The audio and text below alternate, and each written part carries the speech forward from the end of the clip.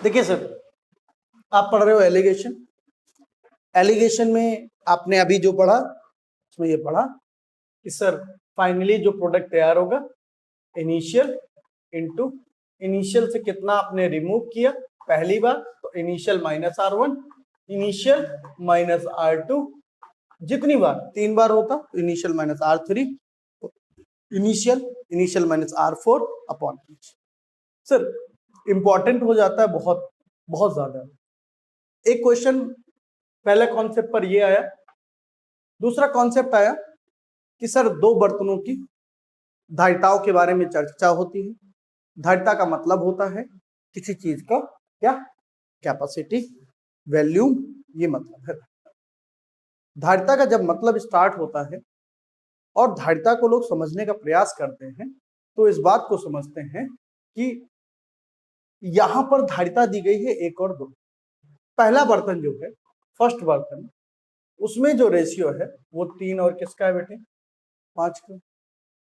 जो दूसरा बर्तन है उसमें रेशियो किसका है 4 और 7 का है। बात समझिए, यदि हम इसमें कहें कि ये सर 5 और 3 8 हो गया, ये 7 और 4 कितना हो गया सर, इसमें 11 का इंटू कराना है और इसमें सर 8 का इंटू कराना है। सर ये बात समझ में आ गई क्यों सर, अब धारिता बराबर हो गई। धारिता को क्या किया हमने बराबर किया, पर ऐसा नहीं है। धारिता का जो रेशियो है बराबर करने के बाद जो बोला गया वो आप मतलब पहले वाले में कितने का मल्टीप्लाई और दूसरे वाले में फिर क्या बोला गया, उस तीसरे बर्तन में क्या रेशियो होगा आराम से देखिए, 4 3 7, 6 3 9, बोलिए भाई, और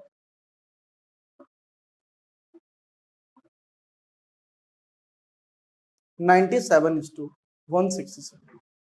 बहुत आराम से बहुत अच्छी तरीके से समझ में आ जाता है और उम्मीद है कि आप इस बात को गंभीरता से ले रहे हैं। समझ में आ रहा है क्या किया, कुछ नहीं किया सर। पहले आपने उनका रेशियो लिखा, 5 और 3 कितना होता है 7 4, सर 11 को ऊपर, धारिता बराबर हो गई।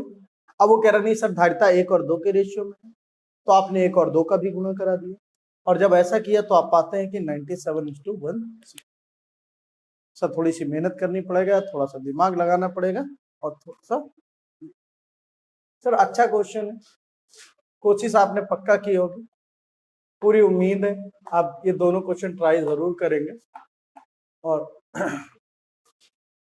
जितना आप क्वेश्चन को ट्राई करते हैं उतना अच्छा आपको समझ आने लगता है।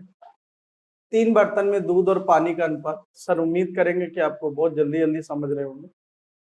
समझा देता हूँ कि सर पहले वाले में क्या रेशियो है 2 1, दूसरे वाले में 1 5 और तीसरे वाले में सर जब जोड़ना बैठे, देख भाई जब जोड़ने बैठे इधर कितना था 3, इधर कितना और इधर कितना, यार बराबर होना चाहिए। तो 3 वाले को 12 बनाने के लिए किससे मल्टीप्लाई, 6 वाले को बराबर बनाने के लिए, और फिर सर ऐसा मल्टीप्लाई होगा। फिर कहता तीनों बर्तनों को चौथे बर्तन में डाल दिया जाए।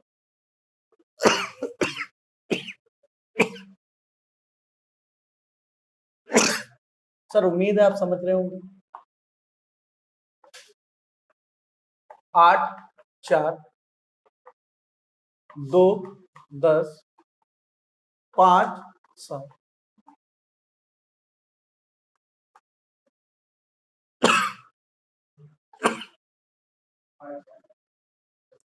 और यहां से आ जाता है 5 तो काफी सरल हो जाता है। 3 बर्तनों में दूध और पानी का अनुपात, सर देखिए आराम से, 3 और 1, 4 और 5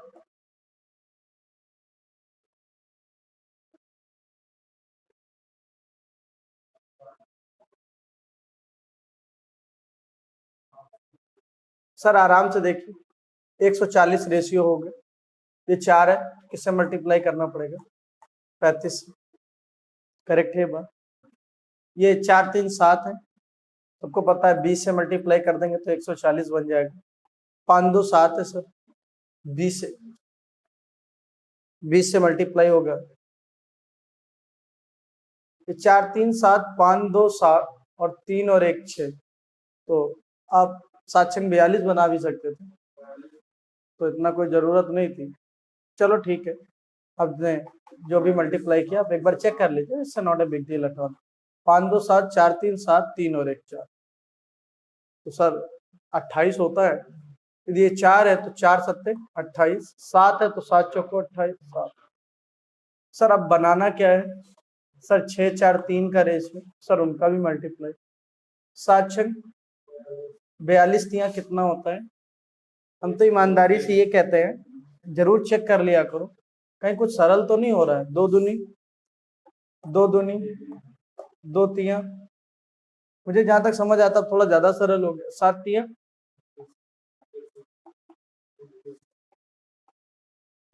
8, सर सरल हो गया। सर सरल जरूर ढूंढते रहिए कि कैसे और सरल हो सकता है। जिस दिन अकल सर चलने लगी उस दिन आप राजा बाबू हो जाएंगे। 125,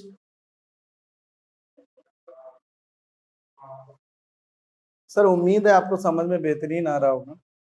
कितने लोग को पोरिंग समझ में आ गया? ये कॉन्सेप्ट है पोरिंग का। क्या कॉन्सेप्ट है? पोरिंग मतलब समझते हैं, टॉम एंड हिज आंट एक चैप्टर था, पढ़ा होगा सबने। टॉम और उसकी चाची, इंग्लिश में हाँ आंट पॉली वाला। इसे chapter of class 9, not class 8।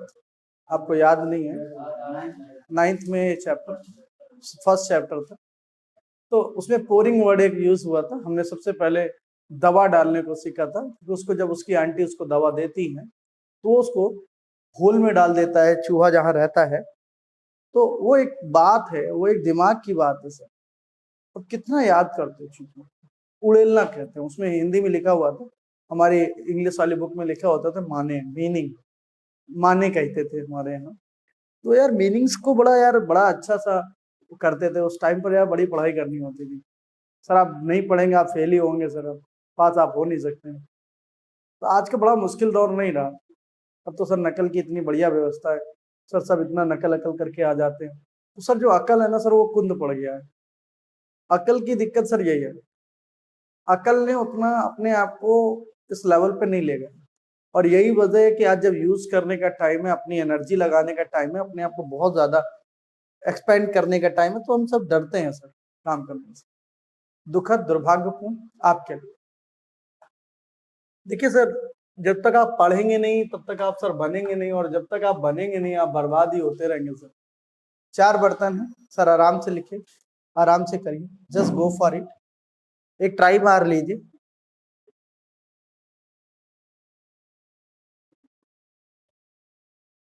आराम से हो जाता है यार लोगों से, उम्मीद करते हैं आपसे भी हो रहा होगा। यहाँ पर 4 बर्तन है, 4 बर्तनों में दूध और पानी का अनुपात 1:2 है, फिर 3:2 है, फिर 7:3 है, फिर 1 है। जहां तक मुझे दिख रहा है कि 30 में काम चल जाएगा। और 30 बनाने के लिए sir it's a very easy job. आप बड़े आराम से इसको कर सकते हैं कि सर इनकी क्षमताओं का अनुपात 1 2 3 4 है। अब 30 बनाने के बाद पहले वाले में 30 का, सब समझ आ गया होगा, उम्मीद करता हूँ सबको आ गया होगा। जिनको नहीं आ रहा वो बोर्ड पे देख सकते हैं। देखिए जब तक आप मेहनत नहीं करेंगे, हमारे चाहे जितना मैं बताता रहूं कोई मतलब नहीं है। 1:2, दूसरा क्या बेटा 3:2, और तीसरा क्या है 7:3, और चौथा क्या है बेटे 1:1। सर ये बात समझ में आ रही है? पहले वाले में कितना है बेटे 3 5 10 और 2। 3 5 10 और 2 को यदि 30 बनाना है बेटे, तो 3 5 3 है 10 30 बनाना है तो किससे मल्टीप्लाई, 5 है 6 से मल्टीप्लाई, 10 है 3 से मल्टीप्लाई, 2 है सर 15 से मल्टीप्लाई। क्या हमारी बात समझ में आ रही है आपको? सर ये आ रही है तो इसके बाद और कहानी सरल हो जाती है कि पहले वाले में 1 से मल्टीप्लाई, दूसरे वाले में 2 से, तीसरे वाले में 3 से, और चौथे वाले में। ऐसा करने पर सर देखिए ना 10 कितना आएगा 10 20। सर अगला क्या होगा 12 तिया 36, और सर 24, और अगला क्या होगा 63 और 27, और सर अगला क्या होगा, पूरी उम्मीदें हैं सर आपके साथ कि आपको समझ में बढ़िया आ रहा होगा। 6 6 12 3 15 और 1 16 169, नॉट 159, 169। ठीक है सर, अगला है 120 और तो 169 is to 131, that is the easy answer. और बहुत आसान सा आंसर, आपको कहीं तकलीफ नहीं हो रही होगी। उम्मीद है आपको समझ आ रहा होगा, और बहुत अच्छे से समझने के लिए आपको काम करना पड़ेगा, और ये सब काम आप रेगुलर क्लास में ही आके कर सकते हैं। आपको धरती की कोई ऐसी ताकत नहीं है कि जो आपको इस बात से बचा सके। सर एक फार्मूला लिख लीजिए, F बराबर, प्लीज टेक इट डाउन, समझने का पूरा प्रयास करिए इस क्वेश्चन को और देखिए। ठीक है, थैंक यू।